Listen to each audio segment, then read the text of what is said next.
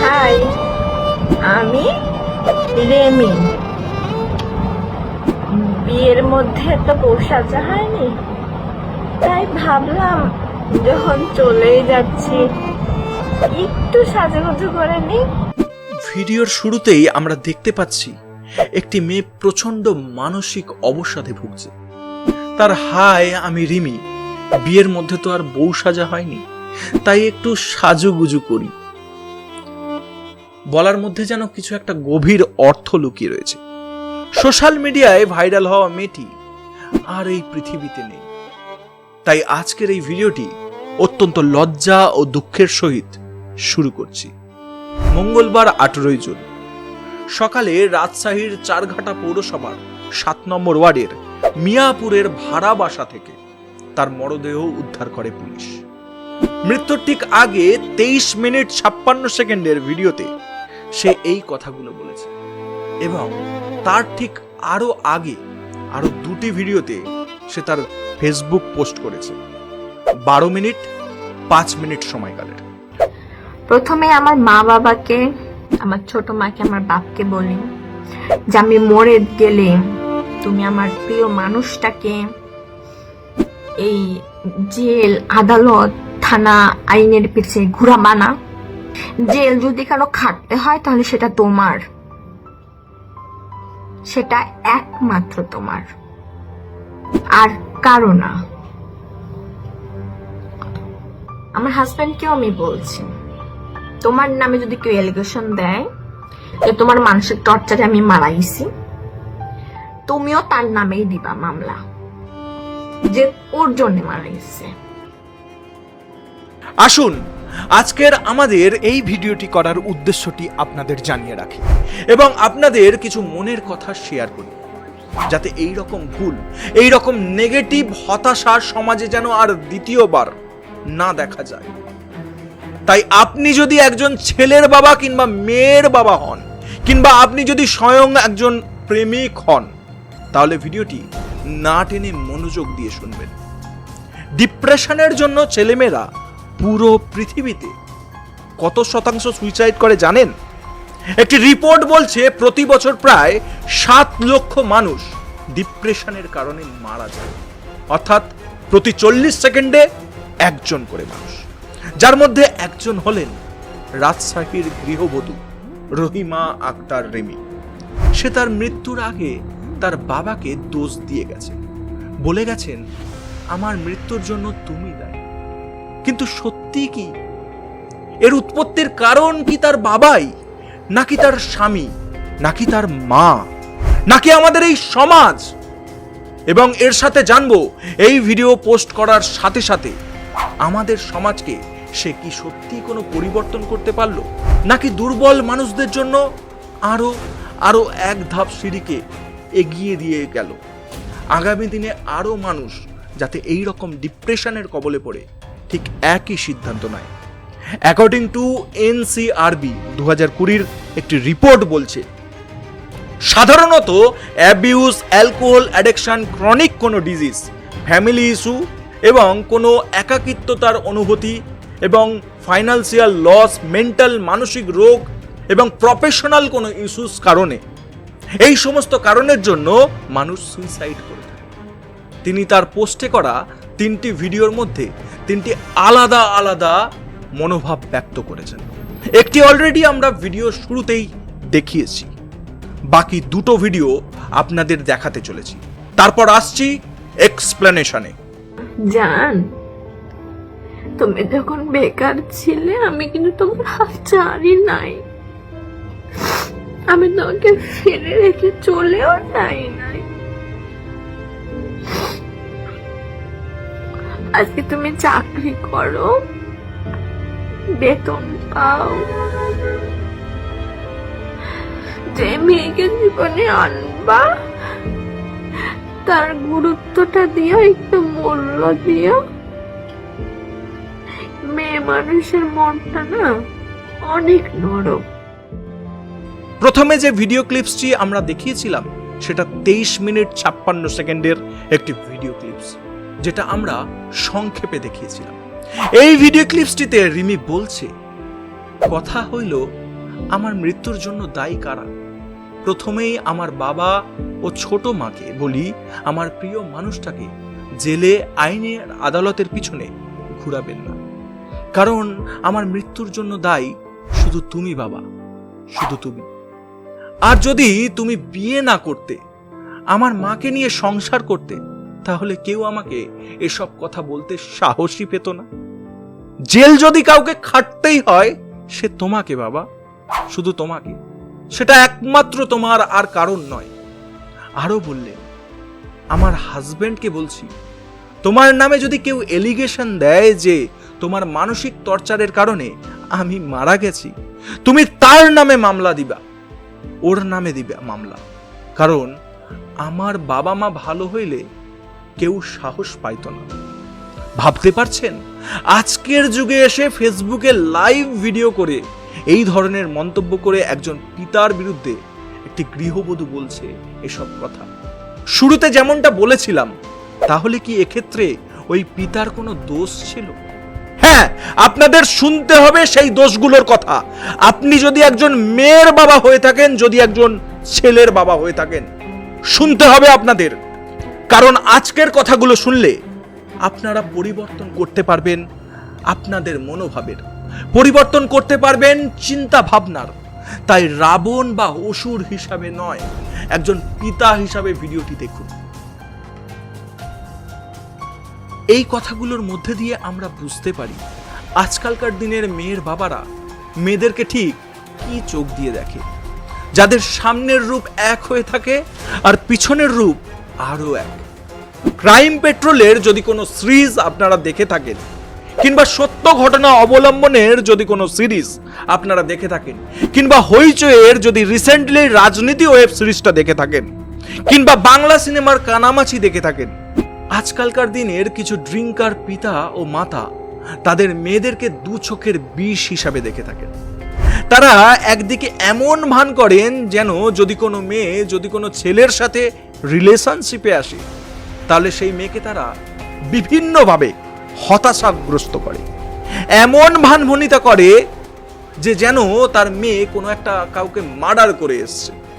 আবার অপর দিকের দর্পণে দাঁড়িয়ে দেখা যায় সেই মেয়ের বাবার অন্য আর এক রূপ, যেখানে মনে মনে তো এটাই চায় মেয়ের বাবা যে মেয়ে যত তাড়াতাড়ি বিদায় হয়ে যাবে ততই ভালো। ভাবতে পারছেন, মেয়ের বাবা একদিকে মেয়ে যখন প্রেম করছে তখন তাকে বাধা প্রদান করছে এবং তাদেরকে বলছে আমার কাছে এর থেকে বেটার ছেলে আছে, সরকারি চাকরি করা ছেলে, প্রচুর টাকা মাইনে, তুই ওই ছেলেটাকে ছেড়ে দে। মেয়ে যে ছেলেটার সাথে প্রেম করেছে তাকে একবারও দেখারও চেষ্টা করে না, বরঞ্চ মেয়ের মাথায় এটা ঢুকিয়ে দেয় ছেলে তো বেকার, অনেক দূরে বাড়ি, এবং মেয়েকে আরো বলে তুমি যখন মা বাবার কথা শুনবেই না তখন তুমি তোমার রাস্তা দেখে নাও। আরে তুমি তোমার রাস্তা দেখে নাও, এখান থেকেই মেয়ের মা এবং বাবারা নতুন চক্রান্ত শুরু করে। একদিকে এই কথাগুলো বলার জন্য মেয়েকে ডিপ্রেশনে ফেলে দেওয়া হয়, আর ঠিক তখনই মেয়েরা বাধ্য হয়ে বেকার ছেলেটার হাত ধরে বেরিয়ে যায়। এই কেসগুলো সাধারণত অল্প বয়সী মেয়েদের মধ্যেই হয়, আর তারপর যখন তাদের বয়স আস্তে আস্তে বাড়ে, এই আবেগবশত প্রেম থেকে বিয়ে করা অসুস্থতার কারণ হয়ে যায়, তখন জন্ম নেয় অ্যাংজাইটির মতো রোগ। মানে মেয়েরা যেন বানের জলে ভেসে এসেছে, যেন মেয়েকে সে গুড়িয়ে পেয়েছে। আপনি আপনার আশেপাশের প্রতিবেশীদের লক্ষ্য করে দেখবেন, প্রত্যেকটি পাড়াতে, প্রত্যেকটি পাড়াতে একটা থেকে দুটো এইরকম স্যাম্পল আপনারা দেখতে পাবেন। কি গায়ে লাগছে না তো আপনার? না লাগারই কথা, কারণ আমি শুরুতেই বলেছি কিছু ড্রিঙ্কার বাবার কথা, আমি নিশ্চিত আপনার বাবা এই তালিকায় নেই। আর কিছু ড্রিঙ্কার বাবার কথা কেন বললাম, মানে বাবার আগে ড্রিঙ্কার কথা কেন উল্লেখ করলাম, ভিডিওর শেষে তা উল্লেখ করব। আশা করি সেই ড্রিঙ্কার বাবার শুনতে ভালোই লাগবে। 12 মিনিটের সময়কালের ভিডিওতে রেমি বলেন, আমি একটি বই লিখতে শুরু করেছিলাম, বইয়ের নাম লিখেছিলাম সুইসাইড। বই লেখা শেষ হলো না, তার আগেই আমি নিজে সুইসাইড করে নিলাম। বাবা মা খারাপ হলে কিন্তু সন্তানেরা খারাপ হয় না, এসব কথা শুনতে শুনতে বোর হয়ে গেছি, জীবন দিয়ে প্রমাণ করে দিতে চাই। স্বামীর উদ্দেশ্যে রেমি বলেন, তুমি সন্তানের বাবা মায়ের দায়িত্ব পালন করবে। আমি তোমাদের দুজনকে খুব ভালোবাসি। তোমার যখন চাকরি ছিল না, বেকার ছিলে, তখন আমি তোমায় ছেড়ে যাইনি। এখন তোমার চাকরি হয়েছে, নতুন জীবনসঙ্গী হবে, তাকে সময় দিও। বুঝতে পারছেন মেয়েটির ভাব দর্শন? শুধু মেয়েটি কেন, এইরকম হাজার হাজার ফ্যামিলি রয়েছে, মানুষ রয়েছে যাদের পারিবারিক সমস্যার কারণে এই রকম ডিপ্রেশনের কবলে পড়তে হয় হাজারো হাজারো মানুষজনদের, হাজারো হাজারো ছেলে মেয়েদের। প্রতিটি ছেলে মেয়েদের বিভিন্ন কারণে মাথায় ডিপ্রেশন তৈরি হয়। তাই আধুনিক প্রজন্ম নয়, বরঞ্চ আমাদের আগের প্রজন্ম, মানে কিছু সংখ্যক মা বাবা রাজনৈতিকভাবে ছেলে এবং মেয়েদের এই ধরনের পরিস্থিতির মুখোমুখি করতে বাধ্য করে, যাতে ছেলেমেয়েরা আরো অসতে পরিণত হয়। আপনারা কোনো ছেলে কিংবা মেয়েকে খতিয়ে না দেখেই শুধু তাদের চাকরি, স্ট্যাটাস, অর্থ সম্পদ দিয়ে মানুষকে পণ্যের মতো বিচার করছেন। একদিকে অনুপ্রাণিত করছেন মেয়েকে, মা বাবার কথা শুনবে না, তাহলে তুমি তোমার রাস্তা দেখে নাও। যখন তারা অল্প নির্ণয় নিয়ে জীবনের সব থেকে চরম ভুলটি করছে, তখন আপনি আর আপনার ওয়াইফ শান্তির নিঃশ্বাস নিয়ে দোতলা বাড়িতে টাইলসের উপর ভর করে আরাম করে ঘুরছেন আর ঘর সাজাচ্ছেন। আবার অভিনেতা হয়ে বলছেন, আমার কাছে এর থেকে সরকারি চাকরি করা ভালো ছেলে ছিল রে। এই মেয়ে, কি রে, চুপ করে কেন? তোর বাবা সারা বছরে দামি দামি মদ খায়, যা টোটাল করলে 15,000 টাকা দাঁড়ায়। তোকে জন্ম দেওয়ার পর থেকে যদি হিসাব করি, তার গন্ডি 1 লাখ টাকায় ঠেকেছে। ভাব একটু। কিরে মেয়ে, তোর বাবার উপর খুব রাগ হচ্ছে তাই না? কি মেয়ের বাবা, আপনার আমার উপরে রাগ হচ্ছে তাই না? বিয়ের আগে মেয়ের বাবা আপনি তো মাতাল ছিলেন না। দোষটা তাহলে কার? মেয়ের মায়ের, সমাজের, নাকি এই শিক্ষা ব্যবস্থার, নাকি ওষুধ কিংবা মেডিসিনের, নাকি আমাদের চিন্তা ভাবনার, নৈতিকতার? বুঝতে পারছেন কেন আমি বাবাকে শুরুতে মাতাল বলে উল্লেখ করেছিলাম? সে কি মাতাল ছিল, নাকি তাকে মাতাল করে রাখা হয়েছে? রিমির কেসটাতে সত্যিই কি তার বাবার 2টো বিয়ে করা উচিত ছিল? যদি সে এটা করে থাকে, তার জন্য সত্যি কি দায় একান্তই রিমির বাবার ছিল, নাকি সেখানকার সমাজ ব্যবস্থার, নাকি মানসিকতার, নাকি সুখ স্বাচ্ছন্দ্যের? সুখ আর স্বাচ্ছন্দ্য তখনই হয় যখন মানুষের মধ্যে সরলতা থাকে, বাচ্চাদের মতো সরলতা।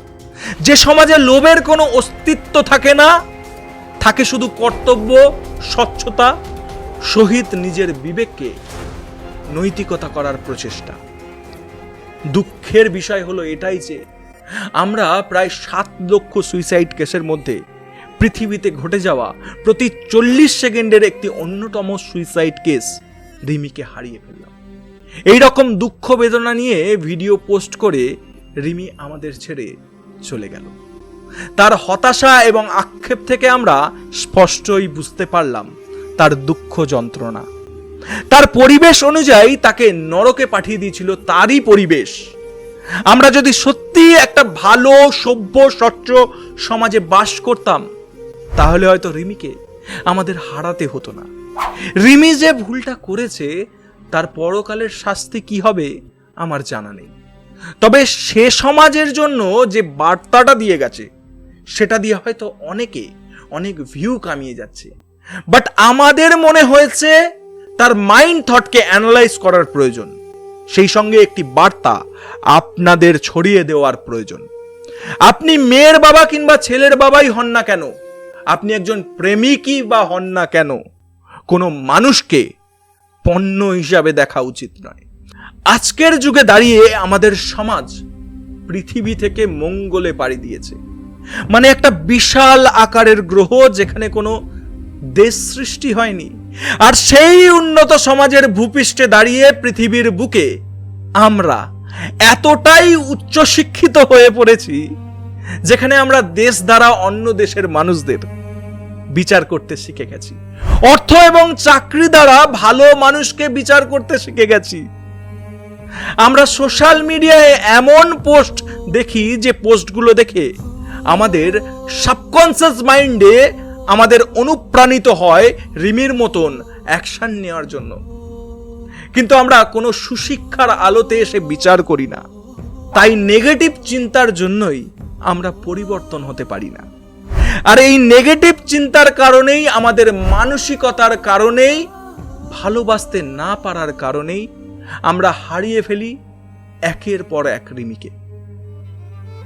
বন্ধুরা, আজকের এই ভিডিওটি আমরা যে পরিপ্রেক্ষিতে বানাচ্ছি, আমরা কারোর পয়েন্ট অফ ভিউকে একসাথে সম্বর্ধন করছি না, বরঞ্চ আমরা এই ভিডিওটা এই কারণেই বানাচ্ছি যাতে আমরা আধুনিক প্রজন্মের মানুষরা আরো উন্নত করতে পারি নিজেদেরকে। আমরা কাউকে দোষারোপ করছি না, আমরা শুধু এই নেগেটিভ থট, এই সুইসাইড টেন্ডেন্সি, এই ভিডিও করা, এই শেয়ার করা, এইগুলোর বিরুদ্ধে আমরা কিছু আভাস দিচ্ছি। আজকের যে রিমির সাথে ঘটনাটা ঘটেছে সেটা সত্যি বেদনাজনক, কারণ মৃত্যুই আমরা কাম্য করি না। আমরা চাই না কাউকে দোষারোপ করতে, কিন্তু তারপরেও কোথাও না কোথাও আমাদের সমাজের কোনো ডার্ক সাইড রয়েছে, যে ডার্ক সাইডের মধ্যে এই রকম অত্যাচার, এই রকম রাজনৈতিকভাবে অত্যাচার আমরা দেখতে পাই। আমাদের সমাজে এমন অনেক মেয়েরাই আছে, হয়তো আপনি সেই মেয়েদের মধ্যে একজন, যারা এই রকম ঘটনার সাক্ষী। আপনাদের মধ্যে আবার এমন অনেক মেয়েরাই রয়েছে যারা কমেন্ট করে বলবে, I love my father. Yes, সবাই প্রত্যেকের বাবা মাকে ভালোবাসে। বিরল এরকম ঘটনা পৃথিবীর মধ্যে ঘটে চলেছে। অনেক ফ্যামিলি আছে, আমি শুরুতেই বলেছিলাম যে আপনাদের পাড়াতে দু একটা ফ্যামিলি এরকম রয়েছে যারা অনুপ্রাণিত করে, এবং এই অনুপ্রাণিত করার মাধ্যমে যখন এই ধরনের ঘটনাগুলো বারংবার উঠে আসে, তার দায়ভার কিন্তু একান্তই সমাজের। আমি কেন বললাম এই কথাগুলো তা নিয়ে ডিটেলস আমি ইনস্টাগ্রামে অবশ্যই একটি ভিডিও পোস্ট করব। এখানে তো সমস্ত ভিডিও আমরা পোস্ট করে দেখাতে পাচ্ছি না, কারণ বিভিন্ন কপিরাইট ইস্যু থাকে। তাই ইনস্টাগ্রামে আমরা বিস্তারিত বলবো।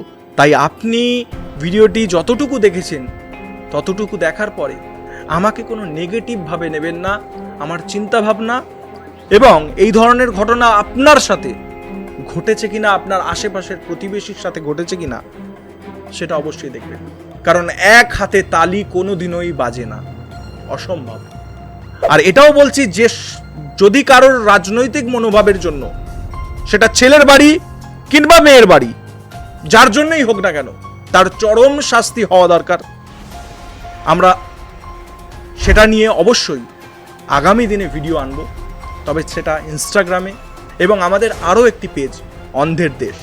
ইয়েস, অন্ধের দেশ পেজটা আপনাদের স্ক্রিনে আমরা দিয়ে দিচ্ছি, এই পেজটাকে ফলো করে রাখবেন, এখানে আমরা দিয়ে রাখব। এবার আসছি রিমির ঘটনাতে। এই ঘটনা ঘটার পর রাজশাহীর চারঘাটা থানায় মামলা হয়েছে। মামলায় রিমির বাবা উল্লেখ করেছেন, ঈদের দিনে আমার মেয়ে এবং আমার জামাই বাড়িতে দুপুরে খাওয়া দাওয়া করে, পরে মেয়ে শ্বশুর বাড়িতে চলে যান। মেয়ে শ্বশুর বাড়িতে গেলে সে বাড়ির লোকজনের সঙ্গে পারিবারিক কলহ হয়। পারিবারিক কলহ হলে সেই রাতেই আমার মেয়ে ও জামাই চারঘাটা পৌরসভার মিয়াপুরে ভাড়া বাসায় চলে আসে। পরের দিন সকাল 5টার দিকে জামাই শাইম আক্তার সাগর আমার ছেলে রাকিবকে মোবাইল ফোনে জানান, তোমার বোন গলায় ওড়না পেঁচিয়ে ব্যালকনির গ্রিলের সঙ্গে গলায় ফাঁস দিয়েছে। পরে জামাই মেয়েটাকে চারঘাটা উপজেলার স্বাস্থ্য কমপ্লেক্সে নিয়ে এলে চিকিৎসকেরা মৃত ঘোষণা করে। চারঘাটা থানার ভারপ্রাপ্ত কর্মকর্তা ওসি সিদ্দিকুর রহমান বলেন, রহিম আক্তারের বাবার সঙ্গে তার মায়ের ডিভোর্স হলে বাবা নতুন করে বিবাহ বন্ধনে আবদ্ধ হয়। এতে একা পড়ে যায় রহিম আক্তার রিমি। এ নিয়ে কটু কথা শুনতে শুনতে তিনি বিষণ্ণতায় ভুগছিলেন। এর আগেও বেশ কয়েকবার আত্মহত্যার চেষ্টা করেছিলেন তিনি। তাহলে দর্শক বুঝতে পারছেন এই ঘটনায় দোষী আসলে কে? রিমির বাবা যে অভিযোগ করেছে তার জামাই, নাকি রিমির বাবা, নাকি এই সমাজ? এর আগেও 2-3 বার সুইসাইড অ্যাটেম্প্ট করেছে রিমি, এর আগে একাধিকবার নিশ্চয়ই কোনো সমস্যা হয়েছে তার সমাধান কি আপনারা করেছিলেন? রিমি যখন ক্লাস 7-এ বিয়ে করেছিল তখন সেই রিমিকে কেন ওই অল্প বয়সে বিয়ে করতে দিয়েছিলেন? দোষটা তাহলে কার? সমাজ ব্যবস্থার? রিমির মুখ থেকেই শুনেছি রিমির বাবা যখন বিয়ে করেছিল ঠিক সেই সময় রিমির বাবাকে ইন্সপায়ার করেছিল তার আত্মীয় পরিজনরা। তাহলে দোষটা কার ছিল? সেই সংসার ভাঙার দোষটা কার ছিল? আপনারা সম্পূর্ণ ভিডিও ক্লিপসটি ইন্টারনেটে পেয়ে যাবেন, তাই কমেন্ট করার আগে আপনাদের অনুরোধ করব আপনারা ভালো করে অ্যানালাইজ করুন, আপনাদের পরিবেশের চারপাশ দেখুন। আজকে যদি কেউ ক্রাইমের সাথে লিপ্ত হয়, কোনো ক্রাইম কাজ করে, তাহলে সেই ক্রাইম একমাত্র আপনারাই নির্মূল করতে পারেন। তাই আপনাদের এগিয়ে আসতে হবে, আপনাদের পজিটিভিটি ছড়াতে হবে। জীবন সংঘর্ষের নাম, তাই সুইসাইড কখনো এর সলিউশন হতে পারে না। ভিডিওটি শেষ করব এটা দিয়েই, যদি কেউ অন্যায় করে থাকে তাহলে তার শাস্তি আমাদের চ্যানেলের পক্ষ থেকে অবশ্যই কাম্য রইল, এবং এই রকম দৃশ্য যেন আমাদের আর দ্বিতীয়বার না দেখতে হয়। তাই এই ধরনের ভিডিওগুলোকে আপনারা পজিটিভভাবে শেয়ার করবেন, পজিটিভভাবে। আমরা শোকাহত যে রিমি মারা গেছে, কিন্তু এই মারা যাওয়ার পিছনে তার যে দুঃখ দুর্দশা ছিল, তার জন্য কারা আসলেই দায়ী ছিল, এ নিয়ে কিন্তু প্রশ্নচিহ্ন রয়ে গেল। ভিডিওটি শেষ করব এটা দিয়েই, একটি পজিটিভ ওয়ার্ড দিয়ে। জীবন আসলেই সুন্দর বন্ধুরা, যদি সেটা উপভোগ করা যায়। বিস্তারিত ভিডিও সেকেন্ড পর্ব আমরা ইনস্টাগ্রাম এবং অন্ধের দেশ ফেসবুক পেজে নিয়ে আসতে চলেছি। তাই বিস্তারিত ভিডিও, আসল সত্য আমরা কোট অ্যান্ড কোট অ্যানালাইজ করেছি। আমরাও নিজেরা আপনাদের মতো কৌতূহল, আমাদের মনের মধ্যে হাজারো প্রশ্ন রয়েছে, সেটা জানার চেষ্টা করেছি। আমরা নতুন পেজ অন্ধের দেশে তা প্রকাশিত করব, তা অবশ্যই দেখতে থাকুন। আবারও শেষ করছি, জীবন আসলেই সুন্দর বন্ধুরা, যদি সেটা উপভোগ করা যায়। ধন্যবাদ। সর্বশেষ মেসেজ আমার মেয়ের জন্য। মাম্মা, আমি জানি তুমি অনেক স্ট্রং, তোমার মায়ের মতো কিন্তু না। তুমি অনেক স্ট্রং, তোমার জায়গা তুমি বুঝে নিবা। যেটাকে অন্যায় সেটাকে অন্যায় বলতে পারবা। তোমার হাতটা ধরে আমি হাঁটতে পারলাম না, আমি তোমার সব কিছুতে সমস্ত লাঠি হয়ে থাকতে পারলাম না। অন্যায়কে প্রশ্রয় দিবা না।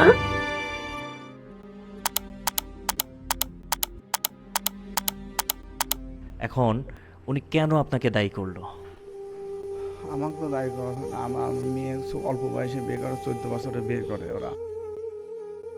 এই যে ঈদের আগে, ইয়ার আগে কিস্তি তুলি 4 লাখ টাকা লোন তোলে। আমার জামাই এবং ওর পরিবার খুব চাপধার করে এবং মারধারও করে।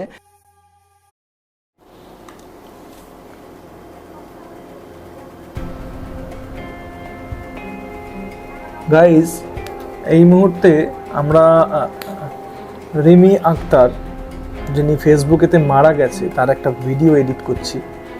আমি ক্যামেরাম্যানকে একটু দেখাতে বলবো এডিটের ঠিক পোর্শনটা, এবং সেই সঙ্গে আমি কিন্তু কথাও বলতে চাই যে কেসটা প্রচণ্ড কমপ্লিকেটেড লাগছে, যার জন্য একটা পার্টে আমরা দিতে পারছি না, কারণ তার মা বাবা এবং আরও কিছু ইন্টারভিউ আমরা দেখছিলাম, যে ইন্টারভিউ দেখার পরে কোথাও গিয়ে একটু কোয়েশ্চেন্স আসছে।